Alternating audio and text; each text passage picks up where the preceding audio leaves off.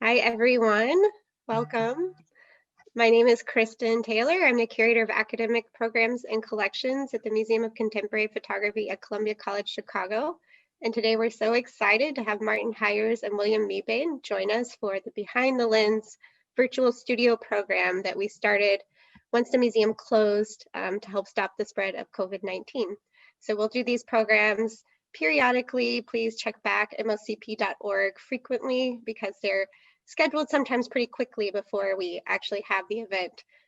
It's a great way to meet with artists from all over the world and all over the country. So today, Martin and William are both joining us from New York. I'll give just a little bit of an introduction, and then they will take it away and discuss their work and show images. And then at the end, we'll have time for a Q&A. So if you have any questions, feel free to post them in either the chat or the Q&A chat field, and I'll be checking both of them and voicing your questions to the artists at the end, and we'll try to answer as many as we can. Just a quick introduction, Martin Hyers and William Mebane work collaboratively. They're both based in New York, and they also work individually as photographers on a wide range of fine art, editorial, and commercial assignments. In 2014, Hyers and Mebane published their collaborative monograph, Empire, with MoCP and Daylight Books. And images from the Empire portfolio are featured currently in the exhibition at the museum, What Does Democracy Look Like? And a little bit about them individually. William Hyers works in photography, still life. I'm sorry, Martin Hyers. No, I got it right. Sorry, Martin Hyers, yes. Works in photography, still life, food, beauty, interiors, and travel, collaboratively with Andrea Gentle for a wide array of editorial and advertising clients. And Martin Hyers, sorry, William Mebane, I keep mixing up your names, I'm so sorry. Also works in magazines and commercial advertising, and he is a frequent contributor to the New Yorker, the New York Times Magazine, and Bloomberg Business Week. He's a recipient of the J. William Fulbright Fellowship, and his work has been exhibited both in the States and abroad. So they're both going to present today about their collaborative work, and I'm going to pass it off to them now. Thank you both so much for being here. Thanks, Kristen. Thank you, Kristen. I want to take just a minute again to thank Kristen and the team at the Museum of Contemporary Photography, Natasha, Karen, Stephanie, and everyone who has supported our work in the past. We have a tremendous amount of gratitude to the team there. They have been stalwart supporters of our project. They collected it, showed it, have it in their teaching collection at their museum, and as Kristen said, helped to support and publish our book, Empire, with Daylight Books. Marty and I are in two different locations today, so we want to apologize in advance if there are any complications arising from the Zoom format. We'll do our best to reduce the clunkiness of the medium and spend our time, as much time as possible, looking at photographs. Here's what we'd like to cover in today's talk. First of all, we'd like to speak briefly about work that has inspired us individually. Secondly, we'd like to talk about work that has inspired us collectively and where there's overlap of inspiration. We'd also like to talk about how we began to collaborate, how we got to know each other, and then how we worked together. And then ultimately, we'd like to share our collaborative project, Empire, as well as some other subsequent projects that we've done together. At the end, we'd like to make time for questions. And Kristen has graciously offered to field those questions in the question and answer text format, where she'll read those for us. Great. Hey, everyone. I'd also like to thank Kristen and Karen and Natasha and Stephanie and the museum for having this and putting this on. It's such a great opportunity to talk about work that Will and I love so much. And it's great to look at the pictures. So all of you, thank you for carving out time in your holiday season and holiday schedule to spend an hour with us and to look at pictures with us. So just to tell you a little bit about us, Will and I were introduced by a very good friend of ours. And at that time, we were both working on commercial sets, which gave us a lot of time to talk about photography. And so while the rest of the crew was eating lunch on one side of the room. Often Will and I would be eating on the other, just the two of us talking about photography. So a lot of times we spend talking about projects, and we read the news of the time and stories that were happening and things we saw in the world. And we're like, how could we talk about those things with photographs? And so we talked about things that inspired us. And we really talked about the role of photography in culture, the role of photography in history, a little bit about the responsibility of what it is to be a photographer. And when you put work out there, you know, what that can mean. I mean, we all know about the power of photography. I think a couple examples that come to mind that I'm sure everyone is familiar with, but of course, the Emmett Till photograph of the 14-year-old boy who was murdered in Mississippi. That photograph is widely credited as igniting the civil rights movement of the late 20th century. I think it would be agreed that photography really brought the Vietnam War to an end. It was when people started to see what that looked like, and it was brought to the news every day and brought to newspapers, it really changed the American public opinion. You know, photographs, as long as they've been around, have moved people, horrified them, tricked them. It's just had a huge impact on how we live. And so Will and I had a lot to talk about during our shoots, but one of the things that Will and I really loved most about photography is that was photograph as record. The fact that photographs are a record of their time. And that's something we decided early on, that whatever our project was going to be, it was going to deal with photograph as record. So we're going to take a couple of minutes. I mean, it's very hard to limit the number of inspirational photographers. Anyone who loves photography knows that there's literally thousands of contributors to the lineage of photography. And I think Will and I love really every single one of them. So it was very hard to pull a small group, but seeing as the topic here is social documentary, the topic here is photography as record. And as we sort of figured out what we wanted to do in this project, we narrowed it down to just a few great inspirations. And so it is important to know that when going into it, we didn't really know what we wanted to do. This was a process. All we know is we wanted to talk about America and talk about photography as record. And so it was a lot of little steps to get to the point where we went out with our camera for the first time. And so Will's going to talk a little bit about Robert Frank, who is, of course, an amazing inspiration to any photographer. And we're going to take you through some other people. And I think we're going to end at a funny place for inspiration. But you go ahead, Will. Thanks, Marty.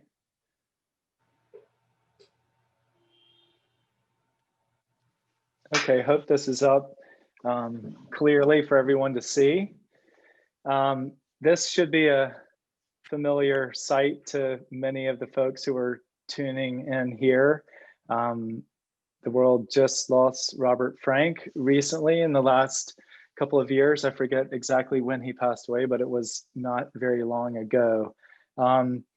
I, as a kid, grew up in a family, as I'm sure maybe many of you did as well, where slideshows were a part of our family routine and the way that we consumed photography about family, about the world, about travel. My grandfather worked for the Associated Press, and on his junket trips abroad, and he went on as many as he could, he always brought dozens of rolls of slide film with him. And when he'd come back, we would watch unedited, multiple hours long slideshows of what he had seen. And we went to India, to Zimbabwe, to China. And that work really had a subtle and subconscious impact on me, because it was not self-conscious. It was really my grandfather on these trips there for other purposes, to set up press bureaus and to record what he saw so he could come back and show his children and grandchildren what it looked like. And I think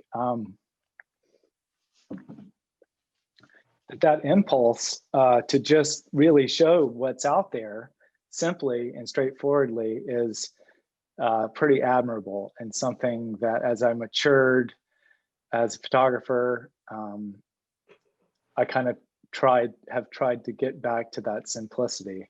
When Robert Frank worked in America in the 1950s and published his now seminal photography book, maybe the seminal photography book of the 20th century, in 1959, His straightforward 35mm grainy, what was described as crude and vernacular, all as pejorative terms, hit the world and landed like a bomb. I mean, it was different from what people had been doing in fine art photography. And there was a rawness and immediateness about it that was a real threat to the status quo and to the folks who were working in the fine art photography world. But it resonated with all of the right people. Jack Kerouac, the beat poet, wrote the introduction. And for people who were down with what was going on, they knew this was the new, a new game in town. And as I said, in 10th grade, my teacher gave me this book, my photography teacher, and I'd never seen a photography book before. I didn't even know that people made photography books that were about personal artwork. But I can remember as I flipped through the book and I got to this photograph, which is titled Charleston, South Carolina. I had, up until that point, a really clear sense of what I didn't want to do with my life or who I wanted to be, but I really didn't know what I might have capacity to do yet. But when I saw this photograph, I knew down in a very deep part of myself that I knew exactly what he was doing here.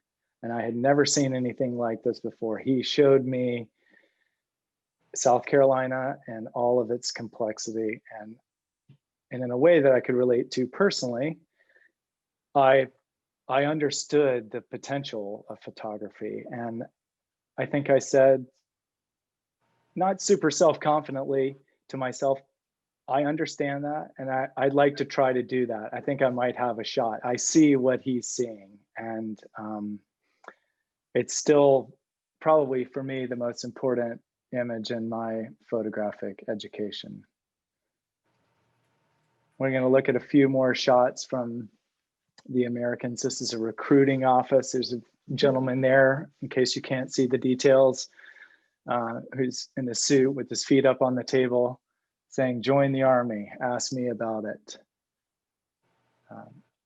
Frank went in places and photographed often where one wasn't supposed to go, showing the 1950s self-congratulatory America who could claim to a certain extent that they'd saved the world from totalitarianism, but they were filled with self-congratulations about how perfect they were and thought of themselves. But he came in and showed a side of America that it wasn't really that keen on showing, some of the class inequality, the racial inequality, in just a very raw, gritty, handheld, often off-kilter way. He also presented us with a critical meta view of the role that media played in our society. And a picture like this is something that's de rigueur, and any documentary project now is sort of looking behind the scenes and showing the superficial nature of how the media plays a role in informing and shaping our reality. This was a radical picture. And, you know, he's paid a particular amount of time to the automobile as he traveled around the United States, at times with his wife and their child. It was really one of the seminal art car road trip documentary photography projects that many, many photographers have followed the model subsequently, including Marty and ourselves. And part of our process was to get in the car without much of a plan, maybe a general compass direction, and just go. Marty?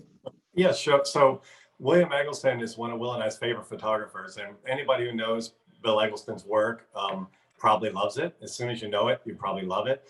His book called William Eggleston's Guide really changed photography, and it really brought color photography into the fine art realm. Up until that point, you know, there were some obvious tropes to photography as art, and And so here, this picture, which I love so much, is the picture under his bed. The thing about Eggleston is that, you know, he didn't really photograph the Cartier-Bresson decisive moment, and yet he did. Even though, you know, he wasn't doing those traditional moments, he was at the same time doing them perfectly. He didn't choose compositions that were traditional, and if you look at it, they're highly traditional. So he had this amazing way of bucking the system and also utilizing the system at the same time.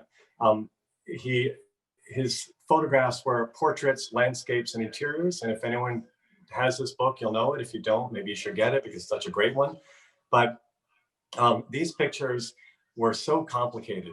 You could see the complexity between the people in the photograph, or the moment that was taken was so nuanced and so beautifully timed. He just had a way of just capturing a moment and telling a story that was like none other. And his compositions are straightforward, and his pictures are in some ways banal. There's some great pictures, which I think are some of my favorites, which are not here, but if you find them, you'll see there's one looking into his icebox, which is this amazing moment that we can all relate to, and that has a lot of material culture connected to it. There's a picture of his dinner, and even though this is just a picture he snapped before he ate dinner, there's so much material inside this photograph to take apart and to unpack that at the time, maybe wasn't seen as an historical document. But as time passes, it is, you start to see the history. You start to look at the details of the silverware and the paint. It tells such a larger story. And this book came out in 1976, and it was huge and changed the way photography worked. And every color photographer after him was a follower of Eggleston.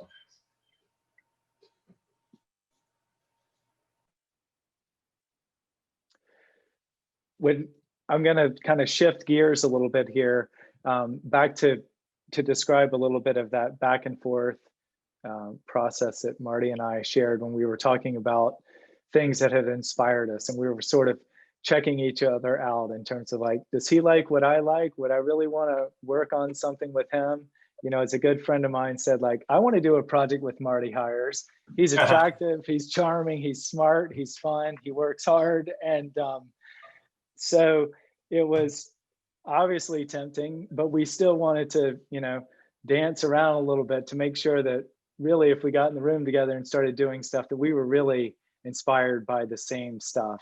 And when we got to this photograph of Walker Evans' interior from Hale County, Alabama, which had been made as part of a project that he'd worked on with James Agee, which ultimately became Let Us Now Praise Famous Men.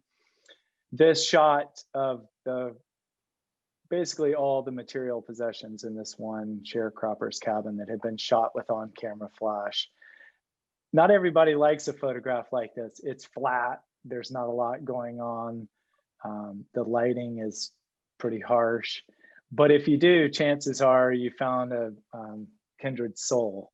And this is another one. You know, there are very few photographs like this, you know, on-camera flash in Walker Evans' oeuvre, like in his complete body of work. There are not many pictures like this. Mostly they're 8x10 on a tripod, or they're 2 1/4 roll film from Cuba. They're different, but these stand out. And what really makes them attractively stand out is that he was really solving a picture problem.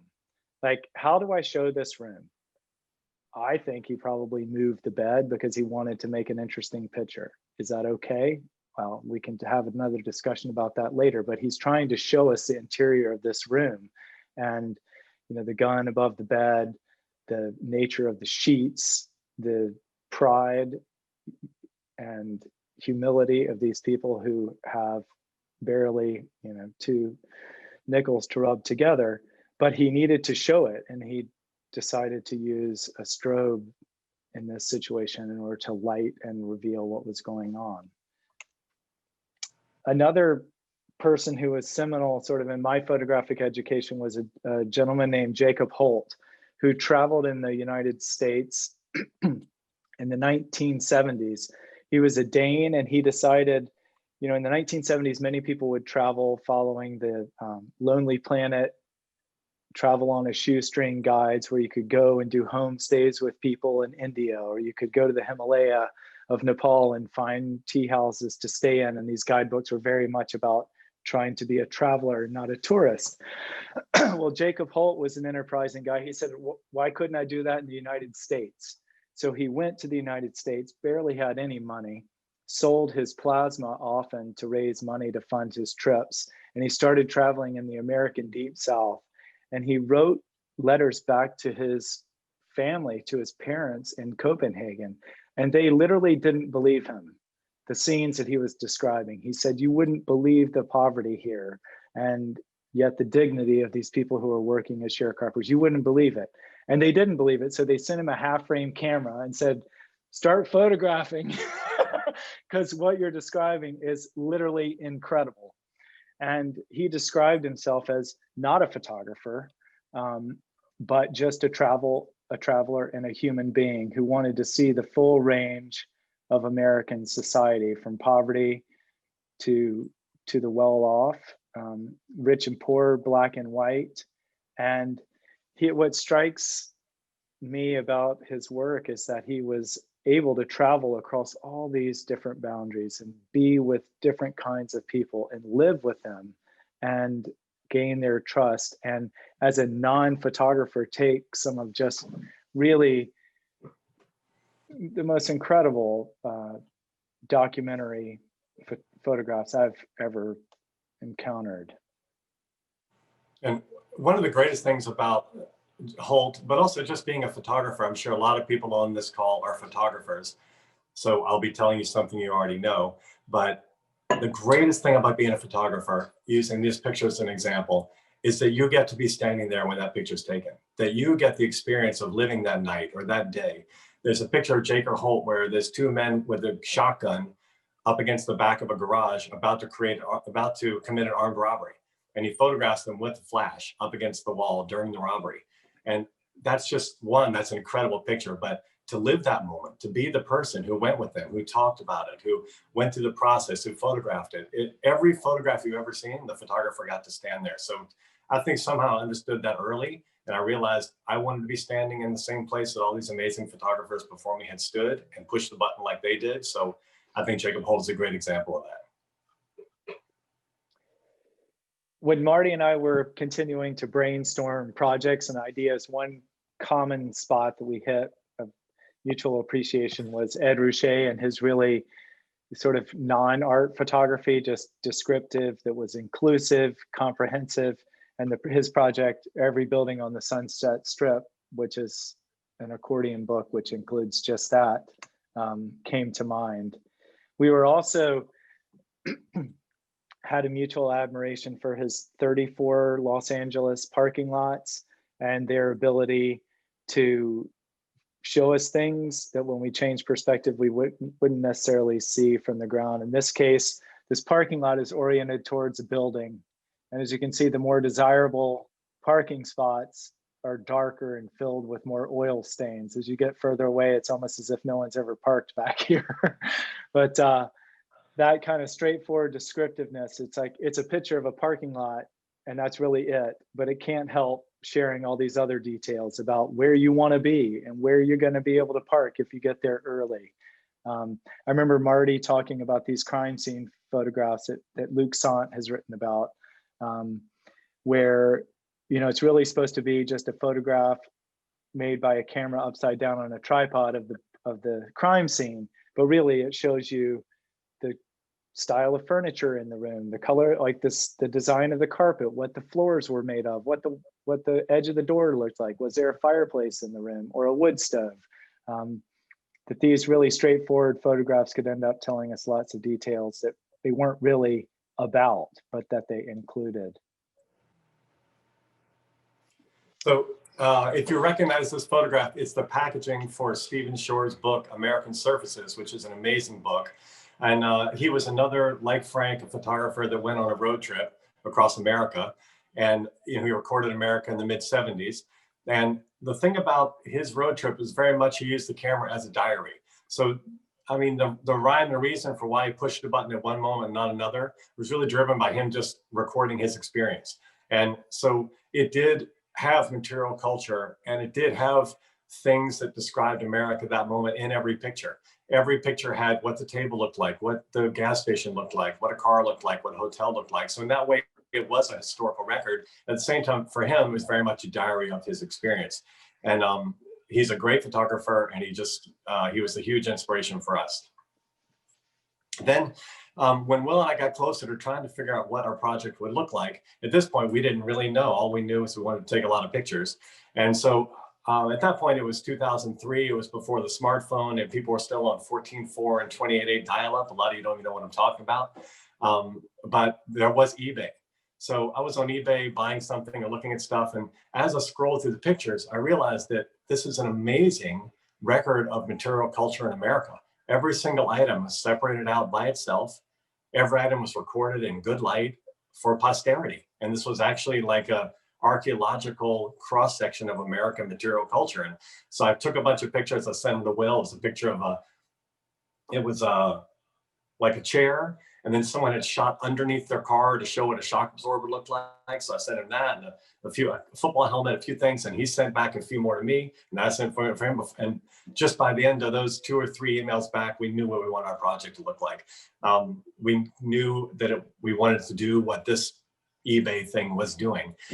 And the thing we realized is that this point and shoot vernacular photography, it was something people were used to looking at. It's something people trusted. It had kind of an inherent and familiar style that we wanted to adopt and co-op into our work. So we realized at the end of this, like, that's the picture we want to take. And so at that point, we realized that we need to come up with a rig that could make this kind of work. And so Will and I are both huge fans of Ouija. And I'm sure if anyone knows Ouija, he's a photographer from the 40s, from the 30s and 40s who photographed New York City with that rig and that picture. He used a Crown graphic or a Speed graphic with an on-camera flash. And there's great pictures of him looking just like Will and I look in these pictures. And so I already had one of these. Will got one. We sort of built out our rig. We got 50 film holders each, sheet film holders. And we would, in the morning in the hotel, load our 50 sheets and go out shooting. And then halfway through the day, we'd stop in some diner somewhere and set up our tent at some table. And for an hour, we change film and keep going.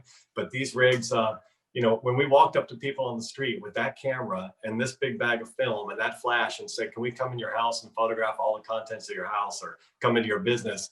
People let us in just as a curiosity, but we love the rig and we still have them. But go ahead, Will.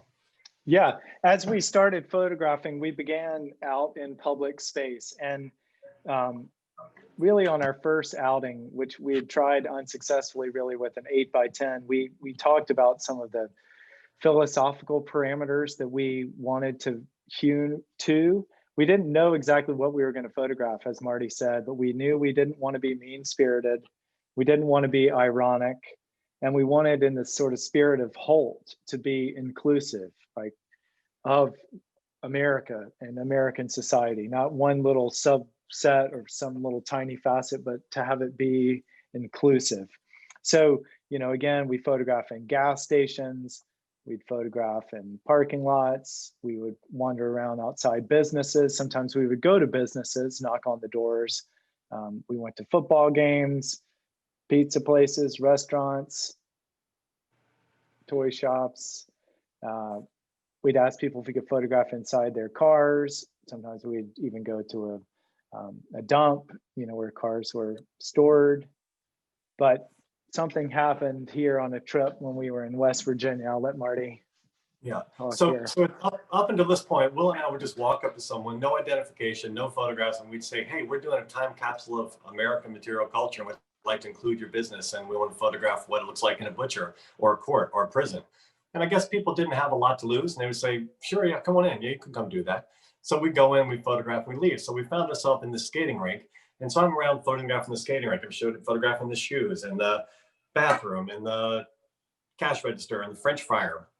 And in the course of that, Will had struck up a conversation with the woman at the concierge, who was maybe 23. So he's over there talking, and I'm finishing my shoot, and he walks up to me with this smile on his face, and he says, that lady over there says we can come back to her house and photograph.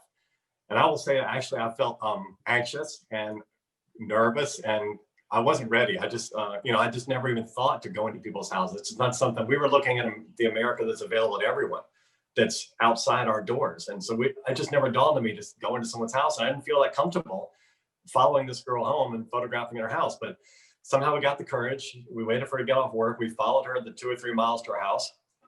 She opened her door and we said, can we photograph everything in your house? Anything you want? She says, yeah, anything but what's in that drawer, which made me really want to know what was in the drawer. But so we did. And she and I split up. We walked around. We photographed. That's a mantle. That's a chair.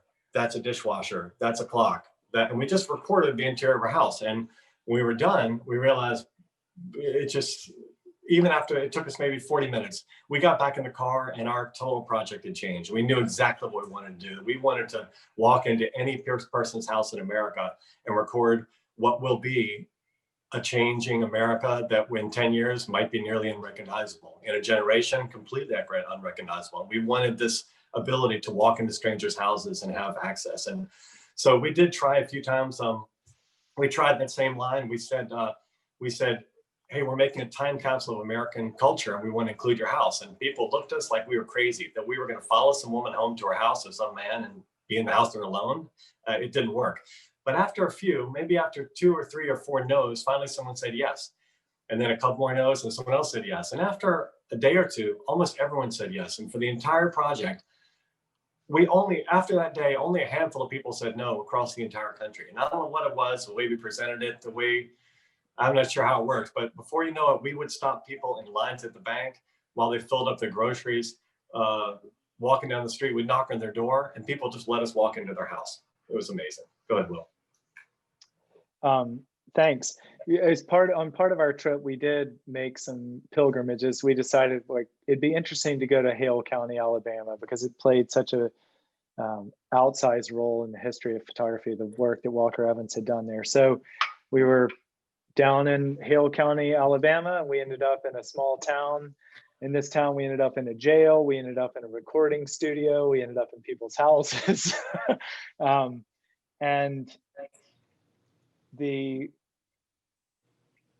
But at a certain point in our work, as we were sifting through the context, we would ask ourselves well, we've been here, we've been north, we've been south, we've been west, but at a certain point we realized we hadn't photographed in many African-American homes. And we thought in discussing well, where should we do that? How should we address that? And we both just said, Charleston's the place to do it. It was a shared ancestral place for both of our families. Marty's dad grew up there. My mom grew up there. We both had experience there, and it played an outsized role in the history of the Black experience in America. And so we went to North Charleston and walked around the streets, and not everyone was happy to see us, but eventually we met a woman who was sitting outside with her son. She had on a shirt from a local steakhouse. We assumed she probably worked there, and we said, we're making a time capsule and we want it to be as inclusive as possible. And frankly, we don't have a lot of Black homes in our record, and we'd like to photograph your house. And she said, come on in. And she had a child, and the little kid, Marty, quickly put him to work carrying the camera bag and the film holders, trained him up and got him all set. He was walking around, and she watched us photograph the photographs on the fridge and the pictures of her family members. This is from her home, in the living room. This photograph of one of her family members who'd been killed by the North Charleston Police Department. And when we were leaving her place and we stopped at the door to thank her and say goodbye to them, she looked at us, and in a way that said she understood exactly what we were doing in a way that almost no one else ever expressed again. She said, so how am I doing? And obviously it was a rhetorical question, and we just thanked her for being a part of our project. But that did point a lot to the responsibility we felt as photographers. The people who shared their lives with us, they were taking a real chance letting us in their house and exposing themselves. They didn't have time to clean their house. We just walked in right behind them. And so when she said, how am I living? or how am I doing? I mean, we realized like we could not possibly take advantage of anyone. We just had to be as honest as we could possibly be and as fair. And it just really strengthened our resolve to make this project inclusive and honest, and you know, to pull ourselves as far out of it as possible. So yeah. This was a woman's, I can't remember what state we shot this in, but we met a woman at a hair salon, I think in State College, Pennsylvania.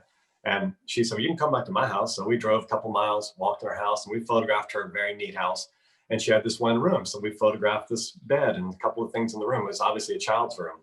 And so one of the things about being in people's house in such a strange social construct as this is that they were all of a sudden looking at their own life. Like, how did they stack up? What, you know, how they stack up, like the woman in Charleston, how they stack up to other Americans, but how they stack up in general.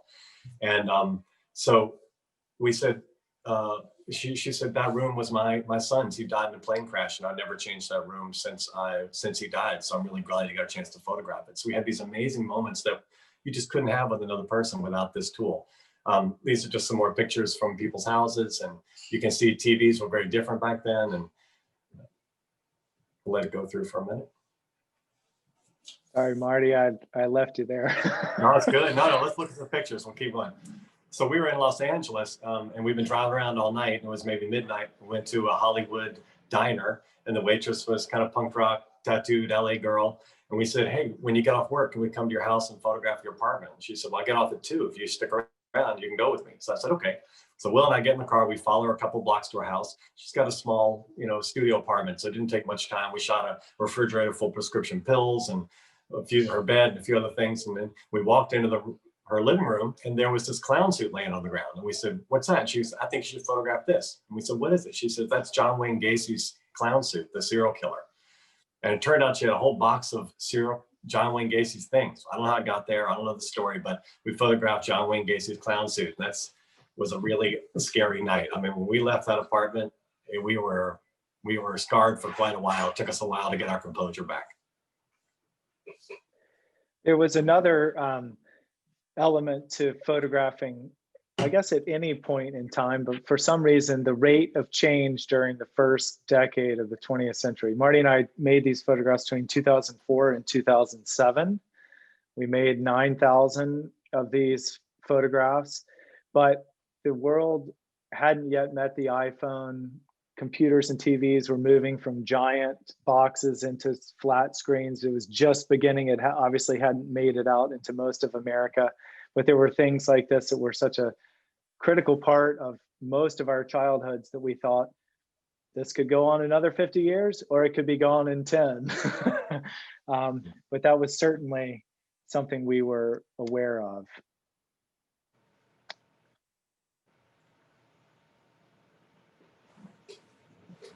You know, this is just an interior of a machine plant, an office desktop, you know. I mean, at that moment, most offices had typewriters. Almost all the offices we went to had typewriters and a computer at the same desk.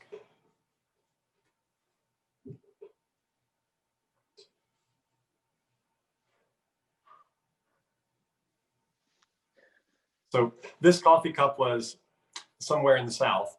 And I just talk about this because we had this problem with 9,000 images, how to name them. And so Will and I spent a lot of time talking about it. Obviously, convention says you really should say that this is in X place and X time and X date. But you know, we felt like some of these images, it was portraying a picture of the empire of America in a way that maybe they weren't prepared to see it. And we didn't want to say that this coffee is from Bayonne, New Jersey, and then all the people in the South say, well, of course that is. That's why they live up there in Bayonne. Or say it's from Birmingham, and if people in New York say, well, that is just like Birmingham to look like that. It's like people are always allowed to, when a country as big as this and as diverse as this, separate themselves from the responsibility of the culture we've all created collectively. So we use this, we spent a lot of time talking about this picture, Will and I. And with this, we decided to not name any of the pictures. So everything's untitled with the negative number. And so when we look at this picture, it really makes us realize that, or at least hope that people realize that the pictures, the 9,000 pictures, we all made that. This world that we're looking at and actually the coming, economic crash and all the other things, the wars, everything we've ever done, we have created collectively. And we can't separate ourselves Republican, Democrat, North, South, Black, white, rich, poor, that we are one country. So we really use this image a lot in our discussions with each other about that.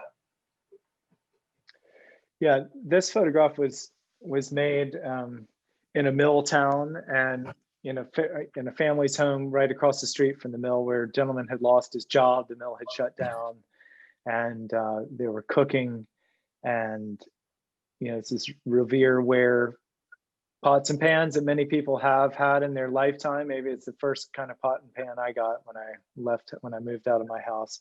But when we brought a lot of this work back and showed folks in New York, gallery owners and folks, they said, they sort of accused us of like photo slumming or making America look worse than it was or more beat up. And our response was, well, most families of four in America live on less than $40,000 a year, and most people don't look like television show cast of characters. Like, this is what we encountered. And whether, we said we're not sociologists, but really this is representative of what we encountered meeting people at the gas station and grocery store or beauty parlor.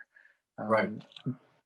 I mean, we weren't able to see the person's house when we met them. We shot mansions, we shot SROs, we shot abandoned houses, we shot 12 people living in one house. We would never see the house because we only saw the person. So in that way, it's as logical as we could make it.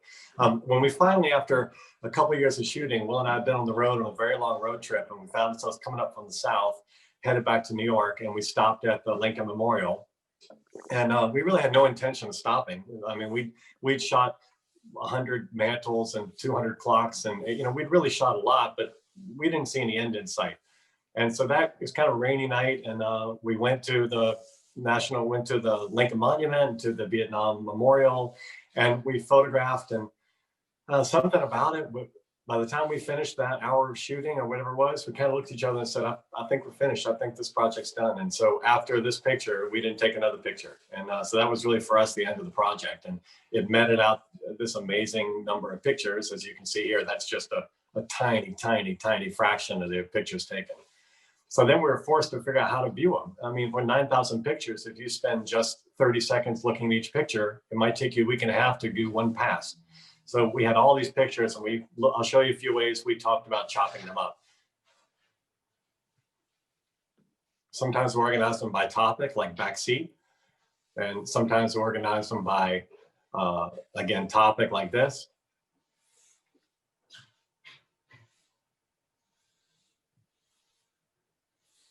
We are a very security conscious country, I can tell you.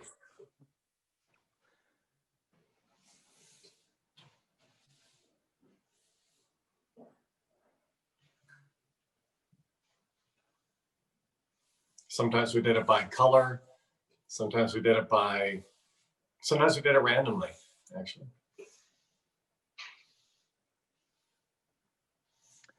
Marty, do you want to speak to sort of the idea of evidence and how volume played into our sense of, hey, we're not making this up.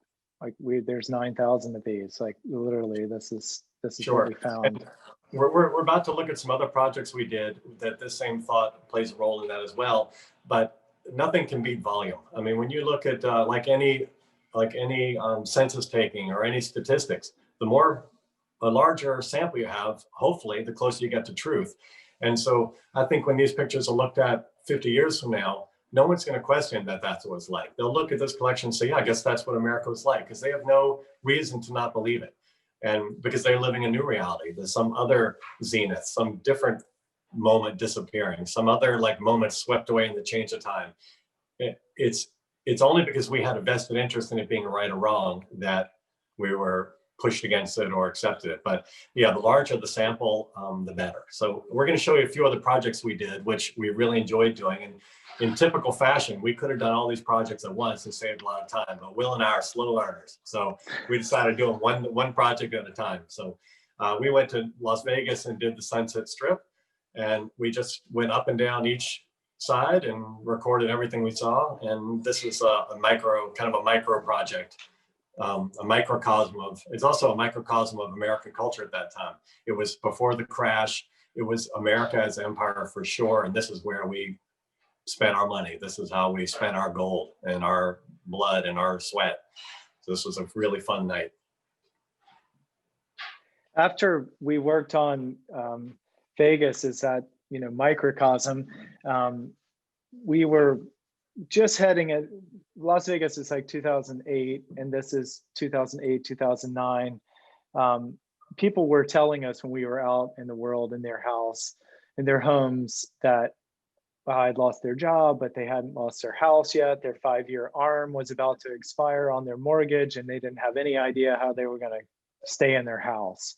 I wouldn't say that we could have predicted the housing bubble, but when we thought back after the housing bubble crash in the fall of 2008, we immediately thought of all these stories that people had told us about being overextended and that they had more expenses than they could cover.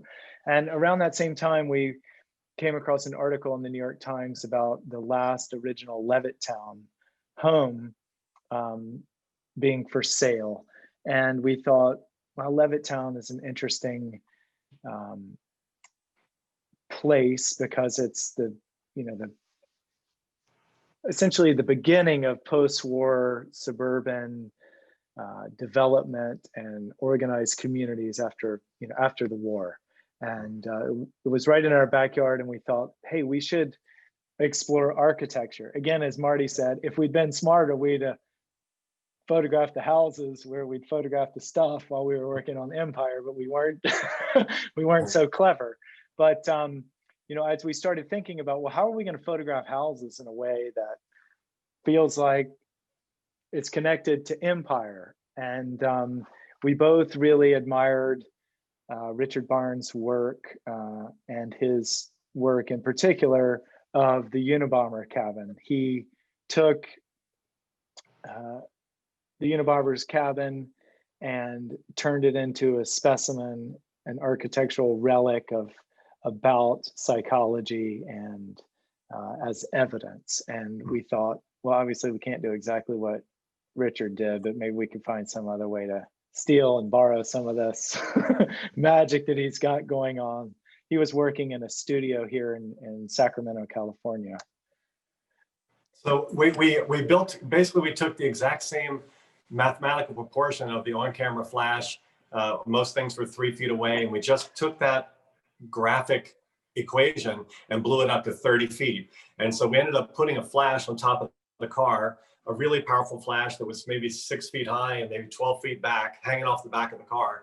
And we would just go to any neighborhood and pull up, and if it had no cars and no trees, then we photographed it. So Will, we're a little pressed for time, so I'd love to get to question and answer. So you can see this is some of these are from Levittown, which is where we started. I went out in a snowstorm one night. Sadly, I didn't have Will there that night, so I had to fire the flash every 30 seconds for 2 hours to keep it from exploding in the rain and the snow. But that was one series called Levittown. And then we just took that same rig and just traveled all around the country and photographed probably 2,000 or 3,000 houses in America. And we think it's a pretty good cross section. It appeared to us to be a good cross section. But of course, going through houses at 1 in the morning with a huge flash didn't go over that well. So we were chased out of many, many neighborhoods and by many cops, but we got through it. And then we went on to shoot cars, and we eventually shot a story on Brooklyn. We did one called Downtowns. So we just continued this through different topics and using high volume and on-camera flash as our modality.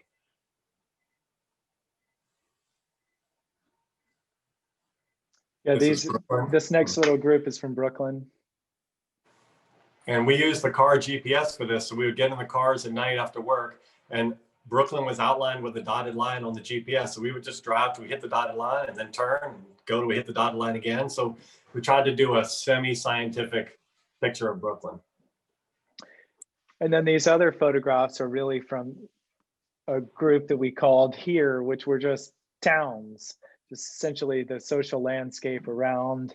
When we were out photographing houses, we'd come through a downtown or parking lot and photograph what we encountered there. And the last project we did, which really loved, we got access to a zoo. And we realized that these poor animals are living in this terrible man-made construct, which in fact we're living in a terrible man-made construct. And so somehow we saw ourselves in them. So we visited different zoos around the country, and we really actually, Will and I really loved this project. And this is the last project we've done together until the next one, but really enjoyed it. We'd love to pursue this again. We'd love to have time for question and answer, Kristen, if it's possible. Sure. Yep, we have a few. Thank you. That was great. I learned so much about your work. And before we started publicly, I told both Martin and William that we use this work all the time educationally with students to talk about color and composition, of course, but also in relationship to Robert Frank's work. And I always think about your work as like this great survey where you don't know where you are. So it's so interesting to hear your thoughts on the titles, because I've often wondered why you don't give information in your titles. And he didn't either, really. I mean, sometimes you knew exactly where you were, but usually you don't. Anyway, we have a few questions. One is from Welu Anigo. I hope I said that right. Did you take any pictures of Native American reservations? And did you make it up to Alaska? They're kind of curious about if you actually kind of reached all corners of the country or not. That's sadly we did not, and it wasn't for lack of want or lack of effort, but Will and I we were working commercially, so eking out time to do this was hard. We really wanted to get in every state because, again, that would add to the idea that this is egalitarian. But frankly, there's a lot of states, and Alaska is really far away. So we are really heartbroken that we didn't, and we feel like it's a real mistake and kind of a miss on our part. But we were letting serendipity guide us from point A to point B, and it just didn't guide us there. But we knew that was a sad mistake on our part. Will, anything you want to say about that? Yeah, no, I think that when we tallied it up, we had gone to 21 states, and yeah, we didn't include every group, and that is certainly an oversight on our part, for sure. And did you photograph any Native American reservations or areas? We did not, and it was unfortunate, but we didn't.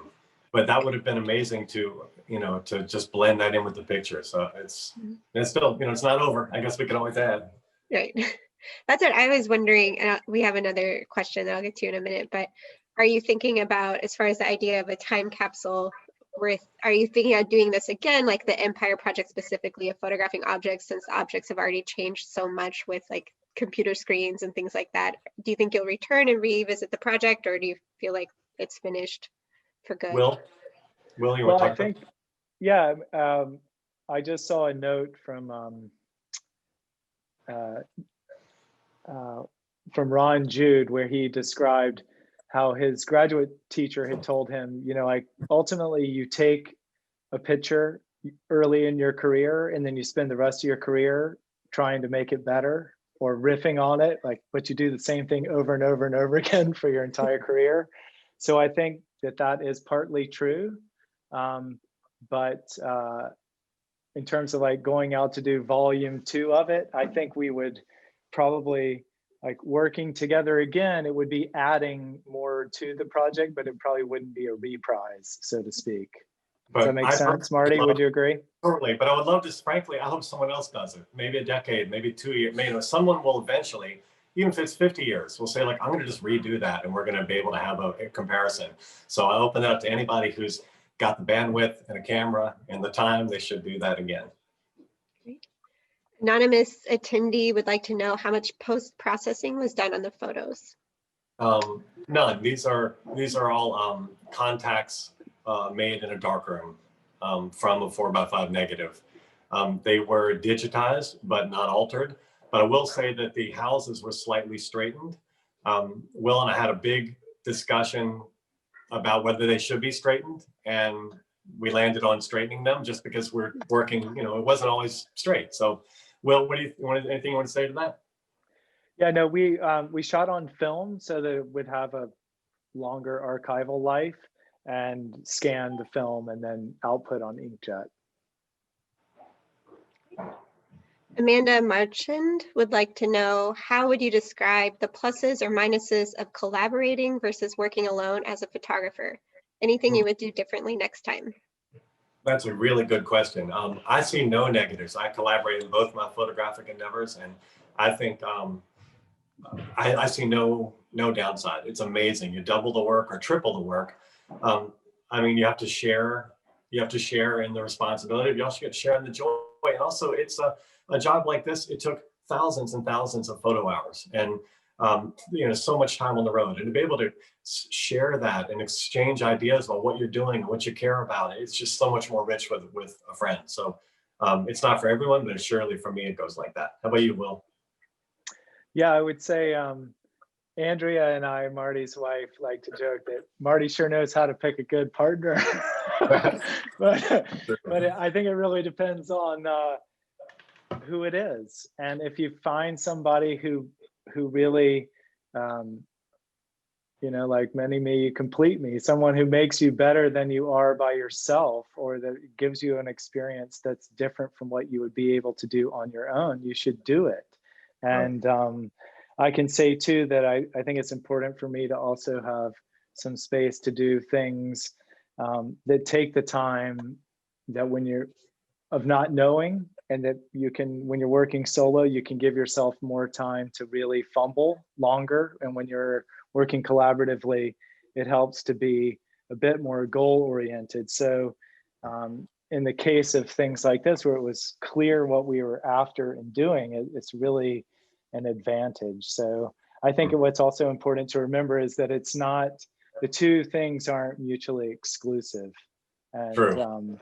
Being able to do things on your own as well as together. And it's also just fun to have a partner. It's more fun to be on the road with somebody that you like, and that, we listened to books together, we had discussions, we talked about the war in Iraq, we talked about the economy. And if we'd been alone, there would have been no one to talk to. So but it's true that photography is the act of taking pictures. You have to be pushing the button. So if having a partner makes you push the button less, that's not great. If having a partner makes you push the button more, that's great. But it is a verb. And so if you love photography, then you need to love taking pictures. And if working with someone makes you take more power to it. Or if not, go that route. Whatever makes you prolific. I love that you started with talking about your influences so much and sort of establishing that you had those in common before starting to. It seems like that planning really helped you to work collaboratively and know sort of what you were aiming for in the end result. So I love that part of your presentation. Thank you. We have another question from Cash Mills, and they're essentially asking what you think. Well, the question I'll read it verbatim. What do you think it says about the ways that America tries to represent itself versus how it really is that certain people think your photographs misrepresent America as slummier than it really is? So I think essentially like sort of how Robert Frank got the pushback too is sort of how I'm reading that question. Wow, that's a great question, Cash. I know Cash, and that would be a smart question he would ask. And also we'll need another hour to answer that. I mean, I think if photography is such a mirror, and without the mirror, without someone showing us ourselves from some other vantage point, it's hard for us to see ourselves. We live in a feedback loop of friends and money and neighborhood and people and family. That feedback loop can be very blinding. And the more we stay in it and the less we're looked at from some other vantage point, the more we can become lulled or kind of hypnotized by that truth. Robert Frank shone new light on America. Every photographer we mentioned changed America's view of itself. And in some ways, with media and the contemporary iPhone feedback loop, it's very hard for us to see ourselves in an honest way. So if photography can help us break that spell, I'm all for it. It needs breaking. Anything you want to say, Will, to Cash?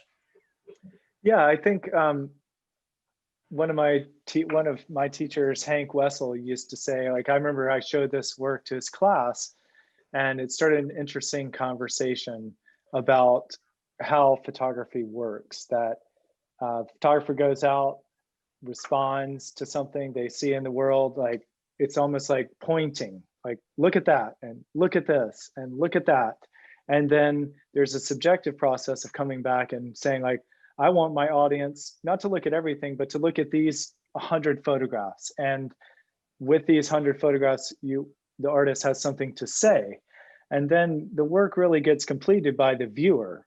And they come to those images and say, no, it's not, or yes, it is, I feel that, or no, that's not fair, or that's a cheap shot, or that didn't include me, which is a valid criticism. Like, I don't see myself here. That was our goal was in our edit, that people from all different walks of life in America would be able to see something from their life reflected. We clearly didn't achieve that, as hard as we may try. But I think that that's an important part of making sense of whether something functions or not. Like if it resonates either with anger or acceptance, or like I understand, then it's working. If it leaves you flat, it's boring and it's totally failed. But we'd rather people be angry and upset than flat. And yeah. I have one more question, and I think we're out of time. Amanda Marchland asked, have you ever had a chance to share any of the photos you took with any of the people who invited you in? Did you leave them with a website or a way to follow the work? Amanda, that's a great question. And believe me, Will and I spent quite a lot of time talking about it. I mean, when you're shooting in that kind of volume, it was very challenging to make a connection.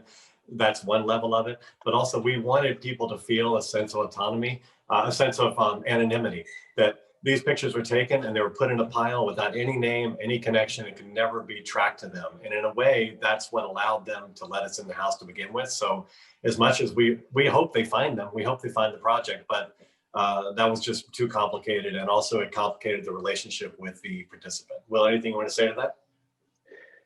Yeah, that a big part of the hook with them is that it was going to belong to this collective group that we hoped would live in an archive, public archive, and that telling them that we were not even going to record the data, like of where this stuff was from, was a big part of people being comfortable with letting us in and then letting us move freely. If we had collected that data, frankly, it would have been impossible to not have it gone public at some point by someone looking at the work. And so, you know, back as well to the spirit of, it doesn't really matter whether this roller skate is in West Virginia or Northern Michigan. It's a roller skate in America. And when we pull back 50 years or 100 years, knowing that they were made in America in 21 states between 2004 and 2007 is a lot of information. But I know that in 2009, that doesn't feel like it's not giving you what you want. I want to know where and how and at what time and on what street. But with the hindsight of 100 years, that's actually a lot of ethnographic information. And it allows us to look at America as a social construct, that we're all part of the same experiment and that we have collective responsibility for how we let each other live here. You guys, thank you so much for coming. I know we have to wrap it up in minutes. I was just say, Will and I are so thankful that you all took time to spend time with us. And if you're a photographer, take lots of pictures. Yeah. And also, if you weren't able to see the exhibition in person, we have a great 3D walkthrough on our website. So you can walk through the exhibition, see their work, and also some of the work you talked about. The Richard Barnes is in the exhibition. We have some Harry Wessel Jr. Houses in the exhibition. So there's a really great assortment of work from the museum's permanent collection. So we encourage you all to experience it virtually, and then to have a great holiday. And hopefully we will see you in the new year with some more exciting programming at the MoCP. Thank you both so much for joining us. It's been great. Thank you all. Thanks everyone for tuning in. Thank you, everyone. See you all. Thanks, Kristen. Thank you. Bye.